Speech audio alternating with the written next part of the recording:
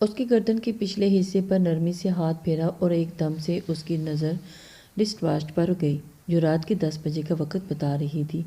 اس نے بیزاری سے لیپ top shut down کیا اور اسٹینڈ پر دیکھتے ہوئے اوورلاک گلاس ٹیبل پر لیپ ٹاپ اٹھا کر اس کی چٹکی بجائی۔ گڈ نائٹ مسٹر بیرک لیرک۔ روبوٹک آواز میں کمرے میں آواز گونجی لیکن اس کو سننے سے پہلے ہی وہ کمرے سے نکلتا چلا گیا۔ بند ہوئی آنکھیں ہو چکی تھیں، گرے کلر کے ٹو پیس میں ایز وائٹ شرٹ پہنے، پیروں میں قیمتی بلیک شوز، کلائی میں branded watch, silky black ball جسے وہ چلتے ہوئے ایک ہاتھ سے سنوار رہا تھا، کالی گہری آنکھیں جس کی پلکیں لمبی لیکن آگے سے مڑی ہوئی اور اس کی آنکھوں کا سحر مزید اس کو دیکھنے والے پر طاری کرتی تھی، کھڑی ناک، مغرور ناک، تیکھے نقوش، انابی بھرے بھرے لب، کھلتی ہوئی ڈنگت، 6 فٹ سے نکلتا کسرتی بدن، وجونی دیوتا، اور پھر ہر صنف نازک کے دلوں پر راج کرتا۔ وہ کوریا کا موسٹ بیچلر بزنس مین تھا، لیکن کہنے والے کہتے تھے کہ وہ خود بھی کافی حد تک روبوٹک ہی تھا۔ ہر لڑکی اس کی گرل فرینڈ بننا چاہتی تھی، لیکن وہ اس معاملے میں ہمیشہ خشک ہی رہا تھا۔ اگر کوئی لڑکی اس کی گرل فرینڈ بننی ہی تھی تو زیادہ سے زیادہ 1 ہفتہ یا کم سے کم 1 دن۔ وہ انسان تھا جو بس روٹین کے حساب سے چلتا تھا، اپنی روٹین سے ہٹ کر کوئی کام کرنا اسے ناگوار گزرتا تھا۔ لیکن اس کی مدر کورین تھی جبکہ ڈیڈ انگلینڈ سے تھے، لیکن انہوں نے اپنے پیرنٹس کے ساتھ کوریا میں زندگی بسر کی تھی اور اس کے پیرنٹس کی لو میرج تھی۔ وہ لوگ ایک خوشگوار زندگی گزار رہے تھے۔ شادی سے 1 سال بعد ایبرک لیرک پیدا ہوا تھا۔ وہ 5 سال کا تھا جب ایک حادثے نے اس کی فادر کی ڈیتھ ہو گئی تھی اور اس کے کچھ عرصے بعد اس کی ماما نے دوسری شادی کر لی اور پھر وہ چائنا چلے گی۔ ایسے میں اس کے گرینڈ فادر نے اس کا حد سے زیادہ خیال رکھا تھا۔ اپنے ماں باپ کی کمی ہونے نہیں دی، لیکن اس کے اندر ایک کمی نے ایک خلا ضرور چھوڑ دیا تھا، اس لیے شاید وہ تعلقات بنانے میں محتاط ہو گیا۔ وہ بزنس ورلڈ کا جانا مانا نام تھا۔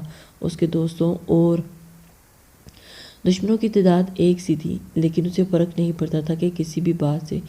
لفٹ کے ذریعے پارکنگ میں پہنچ کر اس نے باہر قدم بڑھائے ہی تھے کہ چمچماتی بلیک اسپورٹس کار تیزی سے اس کے قریب آ ٹھہری تھی۔ اور دنیا کا بیزاری سے نہیں خشک ترین انسان ہے تو وہ ویک اینڈ پر کون سا اتنی دیر آفس میں کام کرتا ہے۔ ہانک نے آتے ہوئے اچھے سے اس کی کلاس لی تھی اور وہ اتنی جرأت کر سکتا تھا کہ اس کے مکمل نقوش کو کورین میں کوئن کر لیتا اور میل کھاتے تھے، لیکن کچھ شبہات اس میں ان کی ماں کس سے بھی آتے تھے۔ میں کام کرتا ہوں کام۔ اور پھر اس نے لیپ ٹاپ ڈرائیور کو پکڑایا اور خود احسان عظیم کرتے ہوئے ہانک گاڑی میں آ بیٹھا تھا۔ پرنس کی مہربانی ہے، اس نے شوخی سے کہا تھا۔ کار سٹارٹ کرتے تیزی سے وہاں سے نکلے تو ایرک نے اسے گھور کر دیکھا تھا، کیونکہ وہ سیٹ بیلٹ فکس کر نہیں پایا تھا۔ کرسمس کی چھٹیاں تھیں، نومبر کا اختتام تھا اور دسمبر کی آمد تھی۔ موسم اچھا خاصا تھا، باہر برف باری تو نہیں ہو رہی تھی، لیکن جگہ جگہ برف کے چھوٹے چھوٹے ڈھیر نظر آ رہے تھے۔ ہانک نے گاڑی پارک کی اور ایرک ایک شان سے گاڑی سے باہر نکلا اور موسم کافی ٹھنڈا کا اچھا خاصا احساس ہوتا تھا۔ وہ دونوں تیزی سے قدم اٹھا کر کلب کے مین ڈور تک پہنچے اور لمبے چوڑے گارڈز نے ان کا کارڈ شو کرنے پر انہیں تیزی انٹری دے دی تھی۔ اندر کا نرم گرم ماحول دیکھ کر ہانک کی مونچھیں کھل گئی اور پھر ہانک سیدھی بار کی جانب بڑھا تھا، جبکہ ہانک ڈانس کی فلور کی طرف وائن اس کی فرمائش پر بار ٹینڈر نے مسکرا کر سر ہلایا اور اس کی مطلوبہ ڈرنک اس کے سامنے رکھی۔ Hello handsome. اسی وقت اس کے سامنے رکھے اسٹول پر ایک خوبصورت لڑکی آ کر بیٹھی تھی اور اس کی ڈرنک اٹھا کر پی گئی تھی۔ اس نے یہ منظر ناگوار نظروں سے اسے دیکھا اور سامنے کھڑے لڑکے کو اشارہ دیا تو اس نے جھٹ سے اس کے حکم کی تعمیل کی تھی، ہینڈسم ہونے کے ساتھ روڈ بھی ہو، وہ بے تکلفی سے کہتے ہوئے اپنے سرخ رنگ سے رنگے ہوئے ہونٹ اس کے کلین شیو گال پر رکھتے ہوئے۔ تو ایرک نے غصے میں اسے بری طرح سے جھٹک کر بولا تھا، تمہاری جرأت بھی کیسی ہوئی بغیر اجازت کے۔ وہ بری طرح سے اس پر بھڑکا تھا، جبکہ احساس توہین کے سبب اس لڑکی کا چہرہ بھیگ پڑ چکا تھا۔ تم کافی خوبصورت ہو۔ ہانک نے ڈانس کرتے ہوئے لڑکی کی کمر میں ہاتھ ڈال کر اپنی جانب کھینچا تو وہ خوشی اس کے سینے سے آن لگی تھی، لیکن اسے شولڈر کٹ سلکی لائٹ گولڈن بالوں والی شینگ چی نے وائٹ سلک پلازو میں وائٹ ٹاپ پہنا ہوا تھا، جبکہ ہانک اپنے کوٹ کے بغیر ہی بلیک جینز اور اوپر شرٹ پہنے ہوئے تھا۔ جیسے محمود لہجے میں کہتے ہوئے اس کے سینے پر سر رکھے ہلکے ہلکے ڈانس کے سٹیپ لے رہی تھی۔ مطلب ہم دوست بن سکتے ہیں؟ ہاں پل میں خوش ہو گیا تھا، اور ایری کے چکر میں وہ اس طرح کی دوستیاں تو کر ہی لیتا تھا کہ اس جیسا بور انسان، لیکن وہ جلدی ختم بھی ہو جاتی تھی۔ وجہ بھی وہ یقیناً ایرک ہی ہوتا تھا۔ ہم دوست بن چکے ہیں، شرما کر کہتے اس نے سینے میں چہرہ چھپایا تو وہ ہنس کر اس کا سر چوم گیا تھا۔ ٹھیک اسی وقت ہانک نے نظر ایرک پر پڑی تو وہ اس کے ساتھ گلے لگی ڈانس کرتی ہوئی شنگ شی کو دیکھ رہا تھا، جسے اس وقت ایک جھٹکے سے خود سے دور کرتا ہوا ایرک تک پہنچا تھا۔ کیا کر رہے ہو یار؟ اس نے بمشکل اسے قابو پایا تھا، ورنہ شاید اس لڑکی کو ایک ہاتھ مار ہی دیتا۔ مجھے نہیں رہنا جہاں، وہ سختی سے کہتا ہوا اس کی جانب بڑھا تھا۔ وہاں سے خراب موڈ کے ساتھ ہی نکلا تو ہانک نے بھی اس کے پیچھے ہی دوڑ لگا دی تھی۔ پیچھے شنگ چی نے نم آنکھوں سے اس کی پشت کو دیکھا تھا۔ ہانک نے اس کی ہائی اسکول کے زمانے کا کرش تھا، لیکن اسے اپنے دوست ایرک کے آگے کچھ بھی نظر نہیں آتا تھا۔ اس دوران ہی جب اس نے اس کی خود جانب پیش قدمی کی تو وہ خوشی سے اندر ہی اندر جھوم اٹھی تھی، لیکن ایک مرتبہ پھر اسے جھٹکا کر جا چکا تھا۔ آج کے بعد تمہارے پیچھے نہیں آؤں گا، درد سے چور لہجے میں کہتا ہوا وہ اس کے نم گال رگڑ تھے۔ یار مسئلہ کیا ہے تیرے ساتھ؟ اچھی خاصی شام برباد کر دی۔ ڈرائیونگ کرتے ہوئے ایرک کے سپاٹ تاثرات دیکھ کر ہانک کو سخت تپ چڑھ گئی تھی۔ تجھے میں اپنے پیچھے نہیں بلایا تھا، کرتا تو اپنی شام رنگین جواباً اس کے ٹھنڈے جواب پر ہانک کا بس نہیں چلا تھا کہ وہ چلتی گاڑی سے اس سر پھرے کو باہر دھکیل دے۔ صرف تیری وجہ سے میں اس دنیا میں کنوارا ہی رخصت ہو جاؤں گا۔ اس مرتبہ سینے پر بازو لپیٹتے ہوئے وہ نروٹھی انداز میں کہتا ہوا شیشے کی باہر دیکھنے لگا تھا۔ ایرک نے اس کا نروٹھا انداز دیکھا تو زہریلا مسکرایا تھا۔ بچپن سے آج تک بس ایک وہی تو اس کے ساتھ ساتھ تھا، اس کا غصہ، اس کی ڈانٹ، اس کے خراب موڈ کو بس وہی برداشت کرتا تھا۔ اچھا نا، کیوں گرل فرینڈ کی طرح نخرے دکھا رہا ہے؟ ایرک نے ہاتھ بڑھا کر اس کا گال کھینچا تو اس نے غصے سے اس کی جانب دیکھا اور اس کے ہاتھ پر ہاتھ مار دیا۔ بات مت کر مجھ سے، تیری وجہ سے میں نے ایک خوبصورت پری کو پرے جھٹکا دیا، لعنت ہے مجھ پر۔ اسے لتاڑتے ہوئے اس نے خود کو بھی کوسا تھا۔ اصل بات تو نے اب پھوٹی ہے، تجھے لڑکی کے جانے کا غم لگ گیا ہے۔ اس نے شدید شدمت سے سر اوپر نیچے کیا تھا۔ ویسے کون تھی؟ اس کی توجہ سامنے سے اور ہانک دونوں کی ہی جانب تھی، اور محتاط انداز میں گاڑی ڈرائیو کرتا ہوا برف کی وجہ سے سڑک پر پھسلن کافی تھی، اور ہماری کلاس میٹ تھی شنگ چی۔ اس نے ٹھنڈی سانس بھری تھی۔ اوہ، وہ ہی لڑکی جو اسکول میں تیرے آگے پیچھے ہوتی تھی۔ اس کی یونیفارم میں وہ دو چوٹی باندھے چپٹے نقوش اور چھوٹی چھوٹی آنکھیں، گول چہرہ، پتلے گلابی ہونٹ۔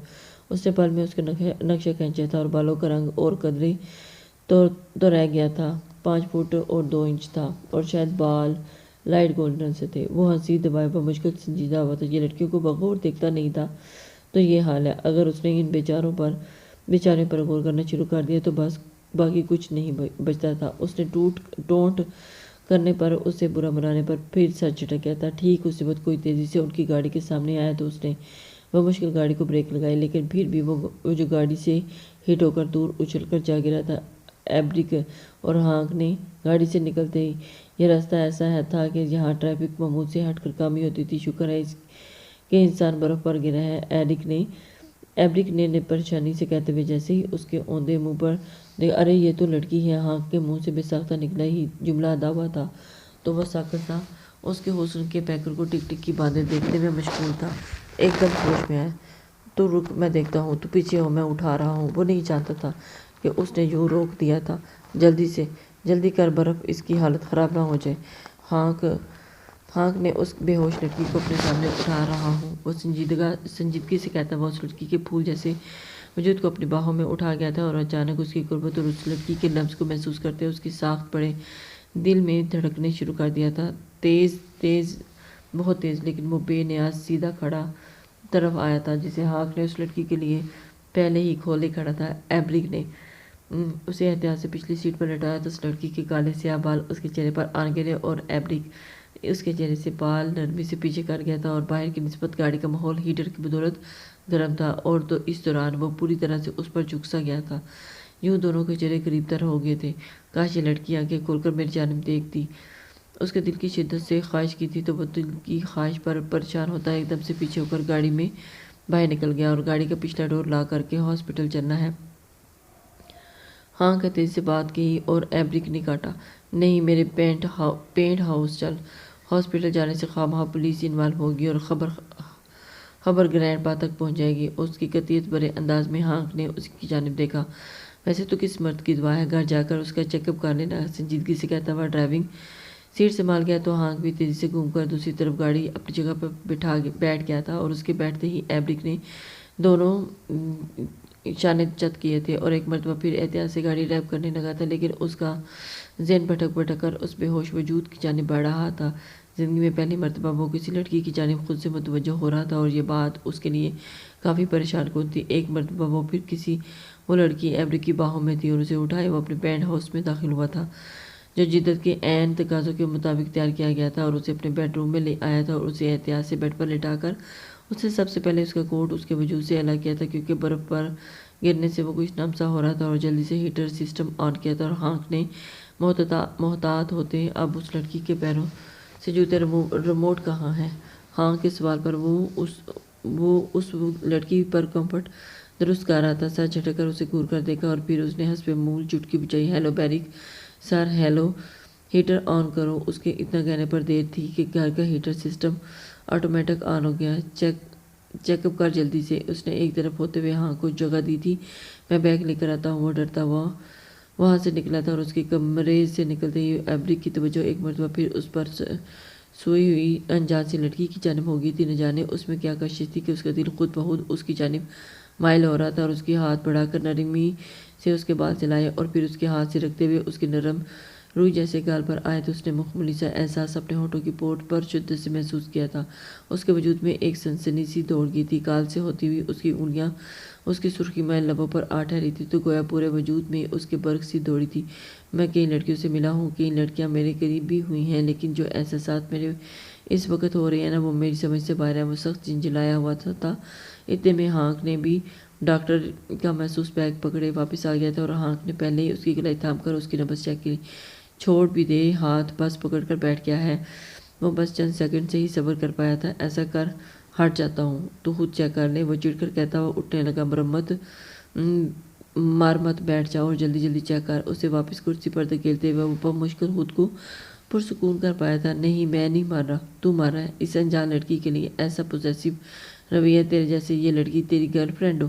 وہ بھی ہانک تھا، بولنے میں بالکل بھی پیچھے نہیں رہتا تھا، بلکہ اکثر تو لڑکیوں کی طرح تانے بھی دے مارتا تھا جیسے اس وقت، جبکہ اس مرتبہ ایبرک نے خاموش رہنے کی عافیت جانی تھی۔ خواہ مخواہ مشکوک ہو جاتا، یہ ٹھیک ہے، بس خوف کی وجہ سے بے ہوش ہے، اسی کی وجہ سے بی پی تھوڑا سا لو ہو رہا ہے، اسے پروفیشنل انداز میں کہتے ہوئے وہ اب سامان واپس بیگ میں ڈال رہا تھا۔ میں انجیکشن لگا رہا ہوں، وہ صبح تک بہتر ہو جائے گی، اس نے کہنے کے ساتھ ہی انجیکشن بھی تیار کرنا شروع کر دیا تھا۔ خالی پیٹ میں انجیکشن کیوں؟ ایبرک کا حد سے زیادہ متفکر انداز دیکھ کر وہ ٹھٹک کر اس کی جانب چہرہ گھما کر اوپر سے نیچے تک باغور دیکھنے لگا۔ بھائی، یہ لڑکی میری ذمہ داری ہے، بس اسی وجہ سے میں فکر مند ہوں۔ ماتھے پر بال ڈالے اس مرتبہ اس نے خوش انداز میں اسے جتایا تو وہ سر ہلا کر رہ گیا۔ میں ڈاکٹر ہوں، مجھے تجھ سے زیادہ علم ہے، تو ایسی فکر مت پال۔ جواباً اس کے جتانے پر ایبرک نے اسے خون خوار نظروں سے دیکھا تھا۔ اپنی نظریں گلاس پال پر مرکوز کر دی، جہاں سے کھلا شفاف ستاروں سے بھرا آسمان بے حد حسین لگ رہا تھا۔ کچھ دیر کے بعد اس نے واپس اپنی نظریں پھیری تو ہانک کمرے میں موجود نہیں تھا۔ وہ بھاری قدم اٹھاتا بیڈ کے قریب آیا اور اس کی سوئی ہوئی لڑکی پر کمفرٹ اڑا دیا تھا۔ ایک مرتبہ پھر اس نے بے خیالی میں اس کے گال سلائے تھے، پھر ایک دم ہوش میں آتا وہ پیچھے ہوا اور تیزی سے ڈریسنگ روم میں جا گھسا۔ کچھ دیر میں ہی اس کی واپسی ہوئی اور وہ فریش سا نائٹ ڈریس میں ملبوس تھا۔ اس کے ہاتھ میں ایکسٹرا کمفرٹ تھا اور اس کے دیوار کے قریب ایک چکور بٹن کے پریس کیا تو اس کے بیڈ کے نیچے سے ایک اور بیڈ برآمد ہوا جو زمین سے لگا ہوا تھا۔ اس نے بیڈ سے تکیا اٹھایا اور نیچے والے بیڈ پر رکھتا ہوا اس پر ایزی ہو کر لیٹنے اس سے اچھے سے خود کو کور کیا ہوا تھا۔ اب وہ سر تا پیر تک کورڈ تھا، ایسے ہی سوتا تھا۔ چند سیکنڈ لگے تھے، اس کا تھکاوٹ زدہ دماغ نیند کی وادیوں میں گم ہو گیا تھا، اور چند سیکنڈ گزرے تھے کہ ہانک نے کمرے میں جھانک ماری تو اس کے لب مسکراہٹ میں ڈل گئے تھے۔ وہ پھر سر چٹکتا ہوا روم کا ڈور لاک کرتے ہوئے خود بھی سونے کے لیے چل دیا تھا۔ وہ تیز تیز قدم اٹھاتی جا رہی تھی، وہ راستہ بھول گئی تھی اور ایسے میں اس کا دل و دماغ ایک خوف کی لپیٹ میں آ چکا تھا۔ وہ ایک ہفتے پہلے ہی اپنی خالہ کے ساتھ ان کے گھر رہنے آئی تھی اور اس کے باپ نے اس کی سوتیلی ماں کے کہنے پر اسے گھر بہتر کرنے کا حکم دے دیا تھا، بقول اس کے کہ وہ ان کو اور اس کے 2 عدد معصوم بچوں کو بے انتہا تنگ کرتی تھی، اور اگر وہ غصے میں ہوتی تو کچھ اٹھا کر انہیں دے مارتی تھی، جس کا ثبوت انہوں نے اپنے سر پر لگی چوٹ کی صورت میں انہیں دیکھا تھا۔ کیا اس کے ڈیڈ نے اس کی خالہ کا کال کر کے اس کے حوالے سے کر دیا تھا؟ کہہ کر اب وہ ذمہ داری قبول نہیں کر سکتے تھے۔ آپ ایسا ظلم کیسے کر سکتے ہیں؟ بے شک اس کا ذہن عام لوگوں کے جیسے نسبتاً تیز نہیں تھا، لیکن یہ پاگل بھی نہیں ہے کہ لوگوں کو ساری توڑ دے، اٹھا کر مارتی ہو۔ اپنے سینے سے لگی اپنی بھانجی کے خوف سے اس سفید پڑتے چہرے کو دیکھ کر بمشکل اپنا غصہ ضبط کرتے بولی تھی، تو کیا مطلب؟ میں جھوٹ بول رہی ہوں؟ مسز جانسن کے پتنگے لگے تھے۔ یہ تو تمہیں زیادہ بہتر علم ہوگا۔ اس کے سر پر لگی بینڈیج کو دیکھتے ہوئے ان کے لہجے میں لاپرواہی تھی۔ ہاں تم تو یہی کہو گی میں ستیلی جو ٹھہری ڈرامہ کوئن بنی رو دینے کو ہوئی تھی۔ اچھا تو پھر اس کے آگے؟ خیر تم تو ستیلی ہو لیکن سگے باپ کو بھی ستیلا ہوتے۔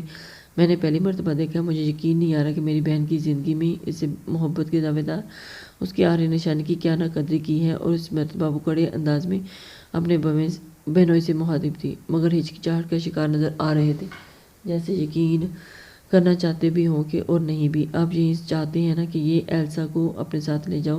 تو ٹھیک ہے، اب یہ میرے ساتھ ہی جائے گی۔ انہوں نے مسٹر جونسن کی مشکل آسان کر دی تھی، اور ان کی بیوی اور 2 بچوں کو مکمل فیملی میں ایلسا کی جگہ نہیں بنتی تھی، وہ مس پیٹ تھی، اور یہ بات صاف نظر آتی تھی، تو وہ کیوں اپنی بہن کی نشانی کو یہاں چھوڑ کر جاتی؟ اور انہوں نے اس کی بیکنگ کی تھی اور فون کر کے اپنی ساتھ اس کی سیٹ کنفرم کروا دی تھی اور اپنے ساتھ لے کر بیٹھ گئی تھی اور پیار سے اس کو سمجھانے لگی۔ میں نے ممی کے سر پر کچھ نہیں مارا، معصومیت سے کہتے ہوئے اس نے اپنی اوشن بلو آئیز 2 مرتبہ چپکی تھی، اور اس کی یہ عادت تھی کہ وہ بات کرتے ہوئے اکثر ایسا کرتی تھی، اور ایک 20 سالہ بھرپور جوان لڑکی تھی، اور دیکھنے میں کوئی بھی 16 سالہ 17 سال کی لگتی تھی۔ جوان لڑکی تھی لیکن اس کا ذہن اس عمر کے حساب سے کم تھا، وہ کسی معصوم بچے کے جیسی تھی اندر باہر۔ میں جانتی ہوں میری ایلسا ایسی نہیں ہے۔ انہوں نے اس کے کالے سیاہ سلکی بال پیچھے کیے تھے، جبکہ ان کے جملے نے اس کے چہرے پر مسکان بکھیر دی تھی۔ سوشی آنٹی آپ بہت اچھی ہیں، وہ ان کی گال چوم گئی تھی۔ اگلے دن ناشتے سے پہلے وہ لوگ گھر سے نکل گئے تھے، جو وہ انگلینڈ سے اپنی آنٹی کے ساتھ کوریا چلی آئی اور اپنی آنٹی کا پارلر رن کرتی تھی، اور ان کے شوہر کا انتقال ہو چکا تھا، جبکہ ان کا بیٹا آؤٹ آف کنٹری اپنی فیملی کے ساتھ سیٹل تھا۔ زیادہ تر ان کی فون پر بات ہوتی تھی یا پھر وہ آ جاتا تھا، اور ان کی سوشی آنٹی ان سے ملنے چلی جاتی تھی، لیکن بس سال کے سال ہوتا تھا۔ پارلر سے آنے میں دیر ہو گئی تھی اور وہ خود ہی گھر سے نکل آئی تھی۔ شام میں وہ روز سیر کو نکلتے تھے، لیکن آگے آنے کے بعد اسے خیال آیا کہ وہ راستہ بھٹک گئی تھی۔ اس نے جلدی سے اپنے لانگ کوٹ کے پاکٹ میں ہاتھ ڈالا تو یاد آیا کہ وہ فون لینا تو بھول ہی گئی تھی، اور اسے رونا آ گیا۔ شام کے سائے بڑھتے جا رہے تھے اور وہ روشنی میں اندھیرا گل رہا تھا۔ وہ ڈر کے مارے کسی سے مدد بھی نہیں لے رہی تھی کہ کہیں کوئی اسے اکیلا سمجھ کر اغوائی نہ کر لے۔ اسی چکر میں وہ کافی دور نکل گئی اور سامان وہ جگہ آ کر مگن ہوئی تھی، اور اس کا والٹ اس کی پاکٹ میں تھا، جس میں اس کی سوشی آنٹی کے سارے پیسے رکھے ہوئے تھے۔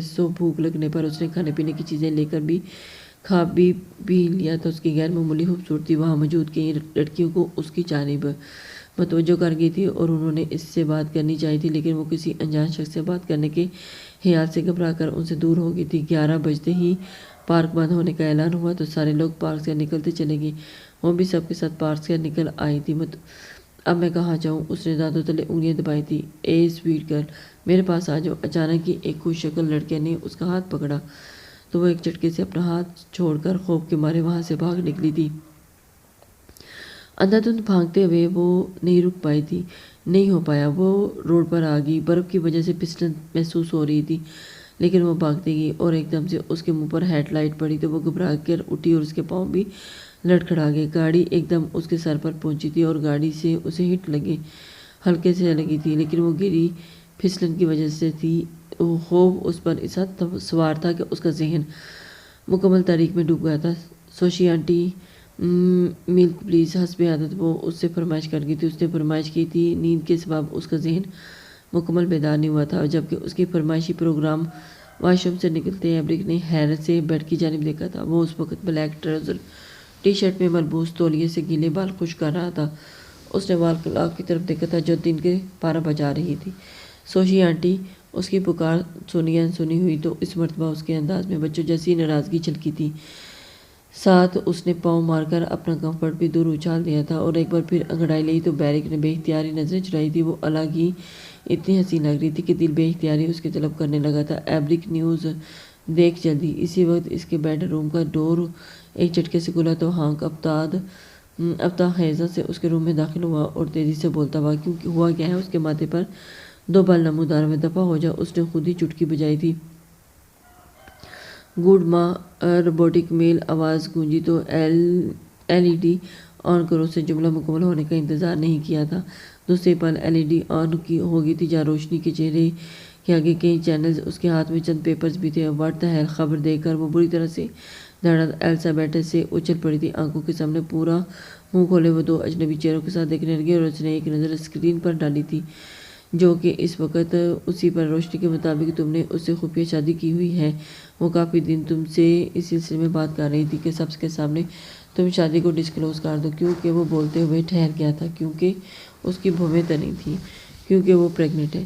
میں اس لڑکی کو قتل کر دوں گا، وہ غصے سے چیخ اٹھا تھا۔ انکل پلیز، تیز آواز سے، میرے سر میں درد ہوتا ہے پلیز۔ خوبصورت نرم آواز ان دونوں کی سماعت میں اتری تھی تو تم دونوں ہی جھٹکے سے ایلسا کی جانب بڑھ رہے تھے۔ تم نے انکل کسے کہا؟ ہاں کا انداز مکمل شاکنگ تھا۔ اتنی خوبصورت لڑکی نے اسے انکل کہہ کر پکارا تھا، یہ تو اس کے لیے مرنے کا مقام تھا۔ انہیں کہا ہے، اس نے ایبری کی جانب اشارہ کر دیا جو اس کے لاپرواہ حسن کی دلکشی میں گم ہونے لگا تھا۔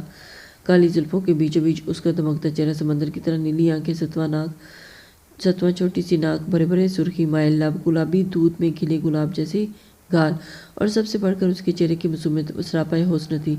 دیکھنے والے پر سحرداری کرتی ہوئی وہ بھی مبہوت سا یکٹک دیکھے جا رہا تھا، اور ہانک نے زوردار کہکا اس کے فسوں میں خلل ڈالا تھا۔ اور تم ایبری کو انکل کہہ رہی ہو؟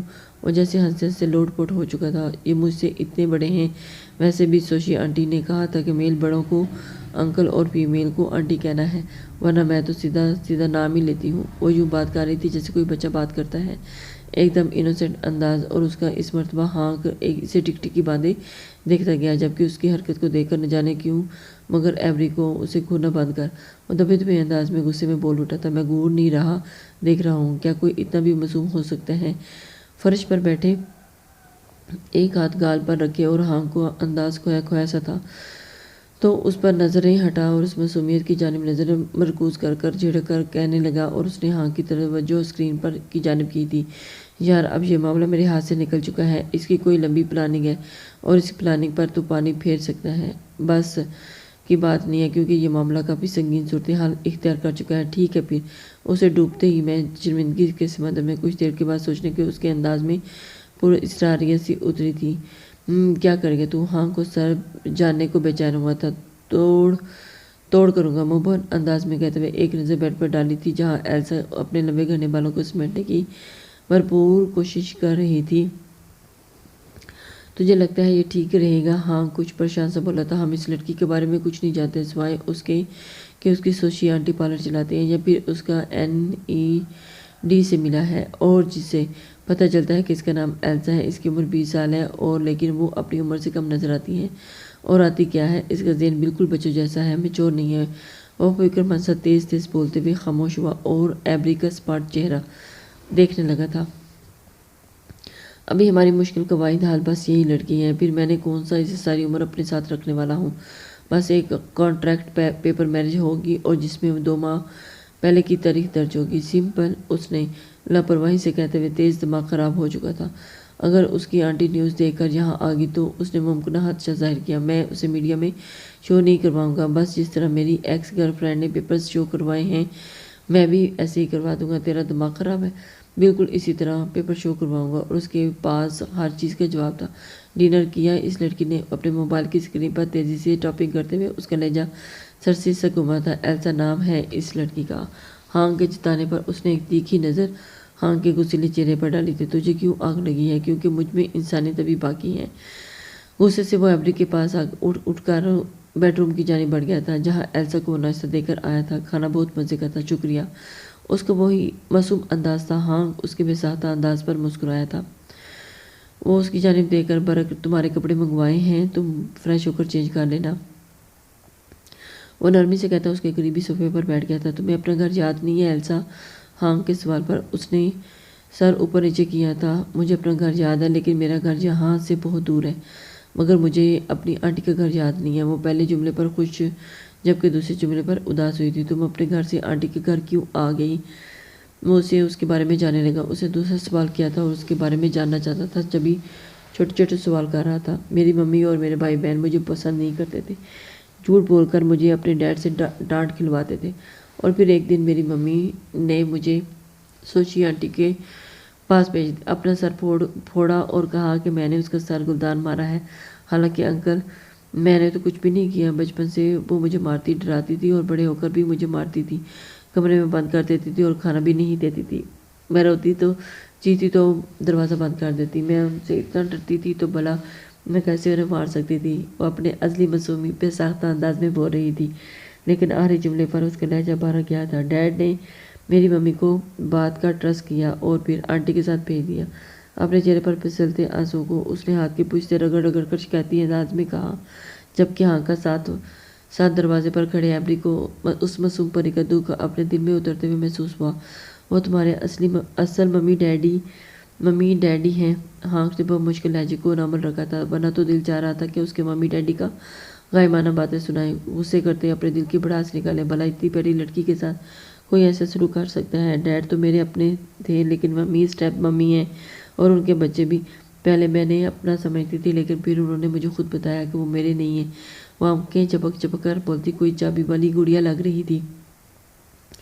نہ قدرے لوگ۔ ایبری کے منہ سے نکلنے والے الفاظ پر ان دونوں نے پلٹ کر دروازے کی سمت دیکھا تھا، جہاں ایبری پیپر ہاتھ میں لیے ہوئے کھڑا تھا۔ ہانک اٹھ کر تیزی سے اس کے قریب ہوا اور ایک مرتبہ پھر سوچ کر برق وہ بہت معصوم ہے، نہ پہلے ہی اس کے اپنوں نے اسے ستایا ہوا ہے۔ ہانک نے اسے خبردار کرنا چاہا، مجھے بس اس کی مدد کی ضرورت ہے یار، میں کون سا اس کی پراپرٹی اپنے نام کروا رہا ہوں۔ اس مرتبہ وہ چڑھ کر بولا تھا، اچھا ٹھیک ہے، جو مرضی ہے کر لے، لیکن پلیز اس لڑکی کو ہرٹ مت کرنا۔ اس کے سنجیدہ تنبیہ انداز پر اس کی آئی برو پر وہ شوٹ کر گئی تھی اور وہ سر چٹکتا ہوا ایسا کے قریب آ کر بیٹھا۔ تمہیں سائن کرنے آتے ہیں ایسا؟ وہ سیدھا اصل بات پر آیا تھا، جبکہ اس کے سوال پر اس نے فقط سر ہلایا تھا۔ ویسے بھی اسے ایبریک پسند نہیں آیا تھا، اسے ہانک اچھا لگا تھا۔ جب بھی وہ ایبری سے بات بھی نہیں کر رہی تھی۔ تمہیں ان پیپرز پر سائن کرنے ہیں۔ اس کے کھانے کی ٹرے ایک طرف کرتے ہوئے ٹیبل پر رکھتے ہوئے، یہ کمپلین پیپرز ہیں، آپ کو پولیس انکل کو دیں گے اور پھر وہ سوشی آنٹی کے گھر ڈھونڈیں گے اور ان پر سائن کرنا۔ وہ خوشی کے احساس تلے اس کا چہرہ چمکنے لگا۔ یہی سمجھ لو، ویسے ان پیپرز پر دستخط کرنے کے بعد تمہیں گھر بھی مل سکتا ہے اور وہ بھی تمہارا اپنا۔ ایبری کو فقط اتنا ہی بولا تھا کہ وہ خوشی سے چہک اٹھی تھی۔ مطلب میرا گھر؟ اس کے بے ساختہ سوال کرنے پر بیرک نے فقط سر ہلایا تو اس نے بے ساختہ ہی اس کی گال پر پیار دیا۔ وہ سن رہ گیا۔ اس کے نرم لبوں کے لمس نے کوئی جادو کیا تھا۔ وہ کتنی ہی دیر اس کے چہرے پر کے بولے پن میں کھویا رہا تھا تو وہ تو ایلسا نے اس کا بازو ہلایا تھا تو وہ خوش کی دنیا میں واپس آیا تھا۔ سر جھٹکتے ہی اسے احساس سے جان چھڑا کر وہ جہاں کہتا گیا سائن کرتی گئی۔ زوجی کو پیپر دے کر آتا ہوں، وہ باہر ہی بیٹھا ہے، سنجیدگی سے کہتے وہ اپنی جگہ سے اٹھ گیا تھا۔ میں بھی چلتا ہوں۔ ہانک، جو خاموشی کے سب دیکھ رہا تھا، خود بھی اس کے پیچھے ہی روم سے نکلا تھا۔ یہ پیپرز ہیں۔ ہانک اور زوجی کے آپس میں ملنے کے بعد ایبریک نے صوفے پر بیٹھے بیٹھے اس کی جانب پیپرز پڑھائے تھے اور پھر جسے اس نے تھام کر اچھے سے دیکھا تھا، اب تو فکر نہیں کر، تیری ایکس گرل فرینڈ پچھتانے والی ہے۔ اور اس کے فیک الزام کے بعد زوجی نے آنکھیں گھما کر سنجیدگی سے کہا تھا، بہت شکریہ یار، اگر تو نہیں ہوتا تو میں کیا کرتا؟ بس کر دے، تو بھی کتنی مرتبہ میرے کام آیا ہے۔ آج جس عہدے پر میں ہوں وہ بھی تیری وجہ سے ہوں، بس تو بے فکر ہو جا۔ زوجی نے بھی فوراً اس کی بات اچک کر اسے احسان مندی سے روک دیا تھا تو وہ کھل کر مسکرا دیا تھا۔